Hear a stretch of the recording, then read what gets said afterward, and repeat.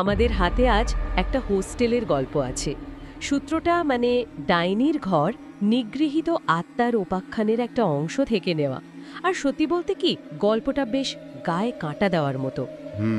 একদম। আমাদের একজন শ্রোতাই এটা পাঠিয়েছেন আলোচনার জন্য।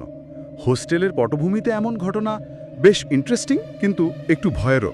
হুম মূল কাহিনীটা ঘটছে সৌম্যা নামের একটি মেয়েকে ঘিরে। নতুন ছাত্রী সে হোস্টেলে, স্কলারশিপ পেয়ে গ্রামের বাড়ি থেকে পড়তে এসেছে। আর এখানেই ব্যাপারটা শুরু। মেয়েটা ছিল বেশ অন্তর্মুখী, মানে একটু চুপচাপ স্বভাবের।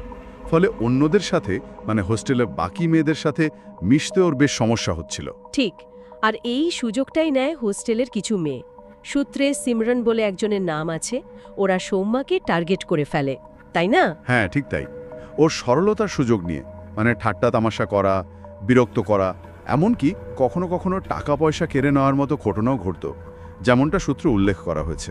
উফ, সৌম্যা তো প্রথমে এগুলো এড়িয়ে যাওয়ার চেষ্টা করেছিল নিশ্চয়ই। মানে নতুন এসেছে, ঝামেলা বাড়াতে চায়নি হয়তো।